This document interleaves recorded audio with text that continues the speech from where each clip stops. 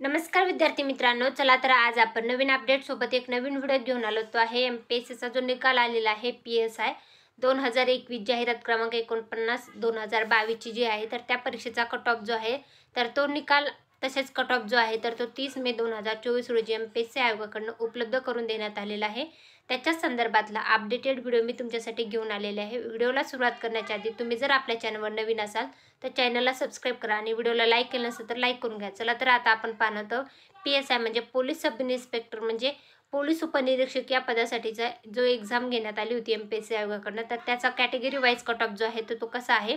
तर ओपन जनरलचा लागलेला आहे 303.50, ओपन फिमेल लागलेला आहे 252, SC जनरल लागलेला आहे 251.50, SC फिमेल लागलेला आहे 202.50, ST जनरलचा लागलेला आहे 224.50 आणि ST फिमेल लागलेला आहे 173.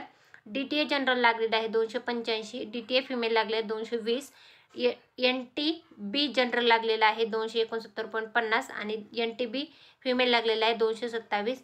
सोशल बॅकवर्ड क्लास जनरलचा लागला आहे 274.50 आणि सोशल बॅकवर्ड क्लास फिमेल लागला आहे 202. त्यानंतर NTC जनरलचा लागलेला आहे 283.50 आणि NTC फिमेल लागलेला आहे 213.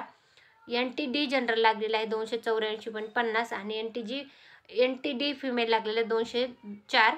OBCचं लागलेलं आहे जनरलचा 286 आणि OBC फिमेल लागलेला आहे 221. त्यानंतर EWSचा लागलेला आहे जनरलचा 296 आणि EWS फिमेल लागलेला आहे 229.50.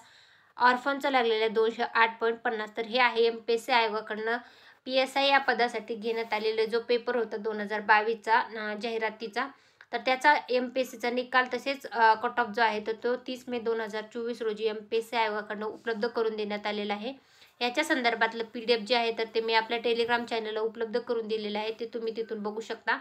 ही माहिती तुम्हाला कशी वाटली ते कमेंटमध्ये नक्की सांगा आणि तुम्ही कुठल्या परीक्षेची तयारी करता तेही कमेंटमध्ये नक्की सांगा.